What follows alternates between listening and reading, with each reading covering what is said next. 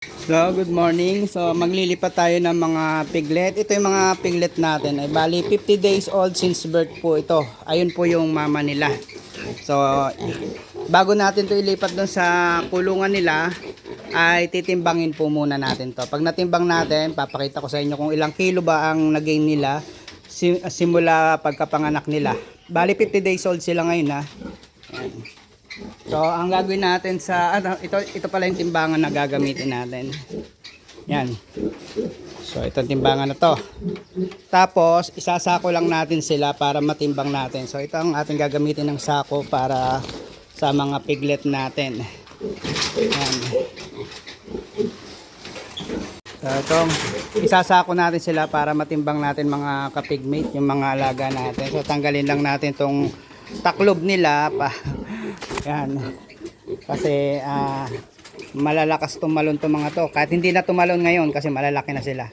Nung pagkawalay kasi ang tataas tumalon nila. Yan. So, kalin lang natin itong tire wire. Tapos ito. Yan.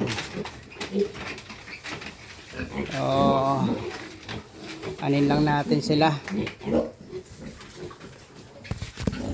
Yan, para makita nyo. Sasako ko lang sila mga kapigin. Isa-isa lang.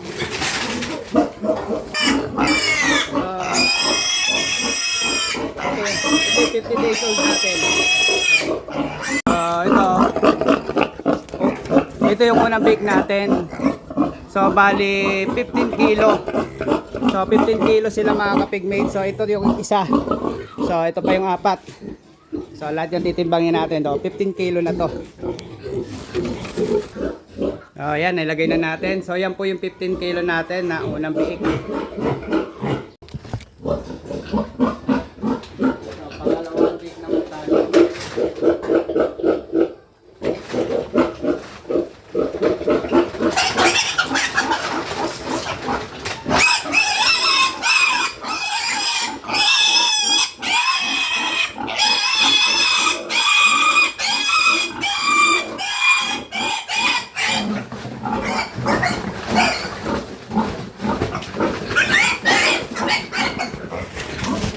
So, yan.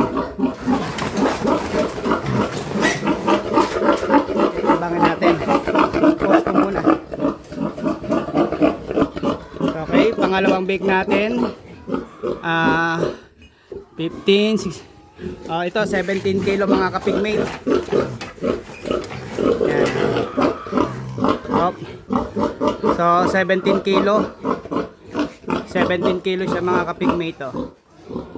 Yan, yung pangalawang bake natin. Yan. Okay, isang 17 at isang 15. So, 17 kilo tong puti. 15 kilo naman yung batik. Okay, pangatlong bake na tayo. So, okay, lagay ulit natin dito. Wala tayong tagahawak. So, kaya sariling sikap na lang mga kapigmate. So, 15 saka 17 kilo yung nauna. Ito naman kayo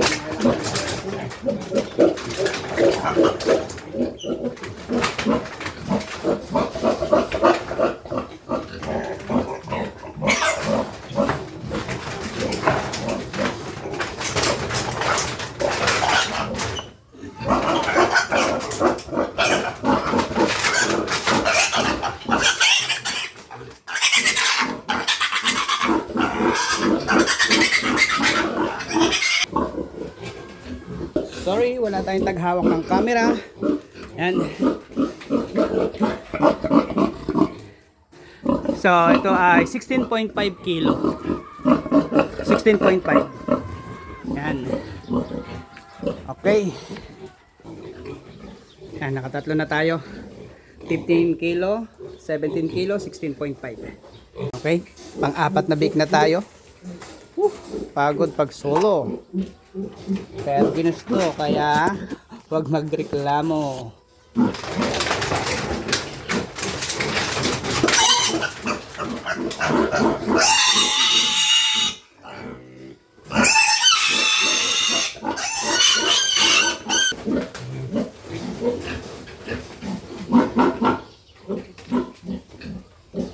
So mababa yung isa.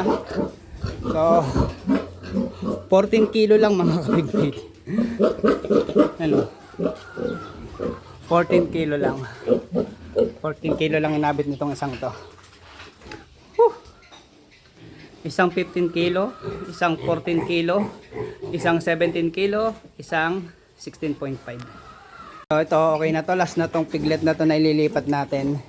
Yan, pagtiyagaan nyo na mga kapigmate ang aking walang kwentang vlog.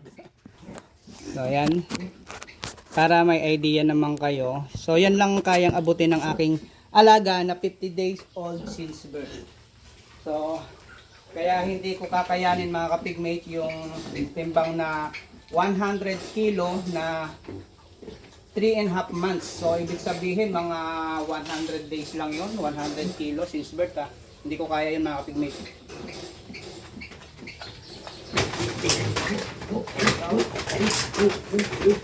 So yung mga nauna natin, 15 kilo, 17 kilo, 16.5 saka 14 kilo. So ito ilang kilo kaya to?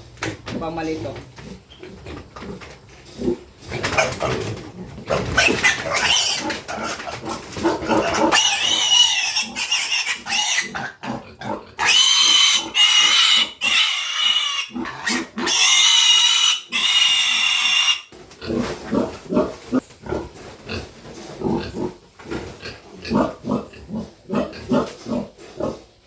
Okay.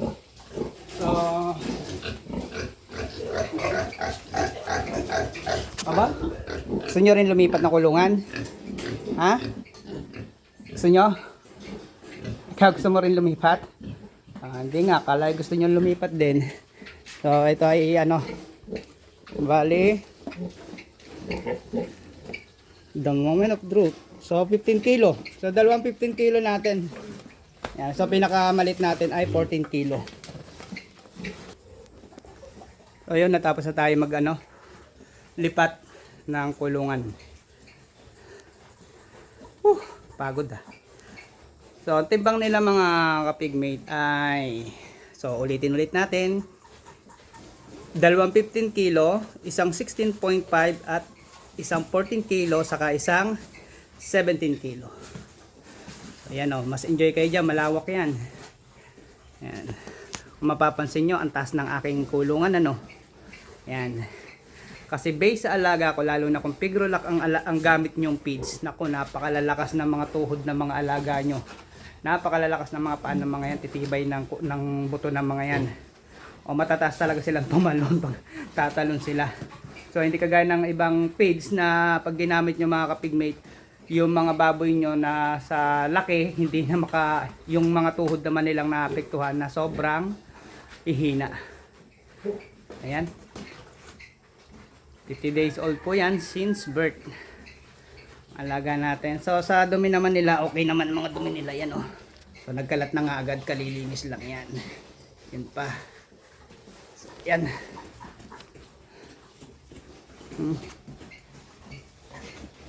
So mag-explore muna sila.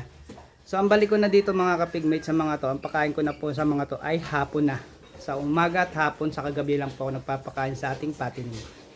So yan lang, good morning, good morning. So bibili ako ng feeds nila ngayon, saka yung lagayan ng feeds nila. Mukhang enjoy na enjoy sila oh, sa bago nilang kulungan.